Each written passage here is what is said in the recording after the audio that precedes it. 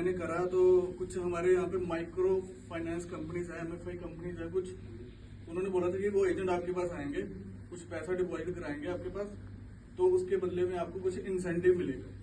तो वैसे मैंने करना शुरू किया, थोड़े से करी, स्टार्टिंग मैंने करी थी, आई थिंक मैंने फर्स्ट मंथ में तो 10-15 लाख रुपए करा होगा।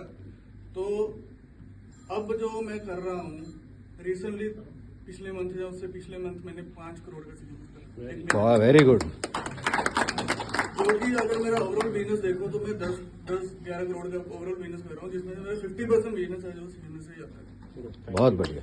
तो आज की डेट में थोड़ा कम चल रहा है, कुछ पंजाब के अंदर ना MFI के कुछ इशू चल रहे हैं, जो MFI कंपनी कुछ मतलब लोगों ने पैसा रोक लिया है, वो दे नहीं रहे हैं कुछ मिसअंडरस्टैंडिंग की वजह से।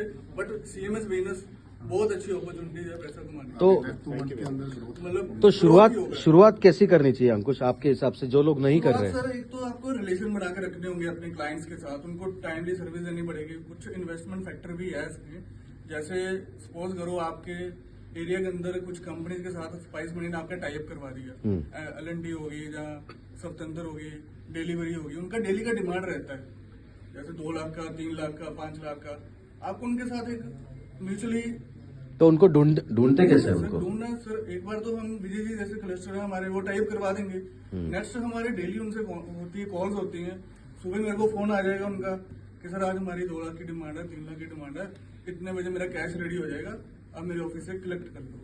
मैं जाऊंगा, या मेरा ऑफिस से कोई बंदा जाएगा, कलेक्ट करेगा, मैं उसकी एंट्री करूंगा, रिसिप्ट उसको ग्रुप में उसके व्हाट्सएप पे शेयर कर दूंगा, तो पैसा उनके पास पहुंच जाएगा, PDF में शेयर कर दूंगा, तो मैं कैश लेके अपने ऑफिस में आ जाऊंगा। तो कुछ क्लाइंट ऐसे भी रहते हैं जो मेरे ऑफिस के अंदर आते हैं कैश लेके, उनको भी हम सर्विस देते हैं। मेरे पॉइंट पे आ रहा है वो, तो हम दोनों 2 वे चलते हैं, उनके ऑफिस भी जा रहे हैं और हमारे ऑफिस आ रहे हैं, हम उनको भी हैंडल कर रहे हैं। तो डेली का आपके पास रहता है कि मेरा डेली का CMS का इतना बिजनेस है, जैसे मेरे को आइडिया लग जाता है कि जैसे मेरा डेली का 20 लाख का ट्रांजेक्शन होगा आज की डेट में, तो मैं उसका पहले प्रिपेयर करके चलता हूँ, बैंक डिपॉजिट वगैरह सब कुछ, इन्वेस्टमेंट, वो सारा हम वो CDM में डिपॉजिट भी हो जाता है। स्पाइस की यही बढ़िया है, अगर मैं रात को 11 बजे भी कैश डिपॉजिट करवा रहा हूँ CDM पे, तो मेरे को कैश इन हो जाता है, मेरी लिमिट आ जाती है, वो सबसे बढ़िया है।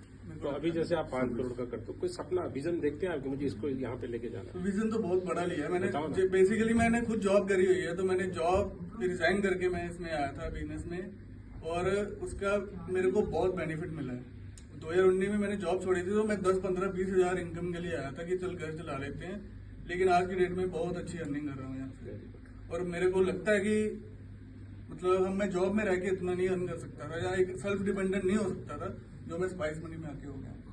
तो जो आपको सपोर्ट चाहिए, CMS को कैसे बढ़ाना है, आगे कैसे बढ़ाना है, वो हमें आप जरूर बताइएगा। और क्या कर सकते हैं आपके हिसाब से CMS में? CMS में सर मेजर जो सपोर्ट है ना, कंपटीशन के आने की वजह से थोड़ा सा रहता है, बट हम अपनी सर्विस को बढ़िया कर सकते हैं।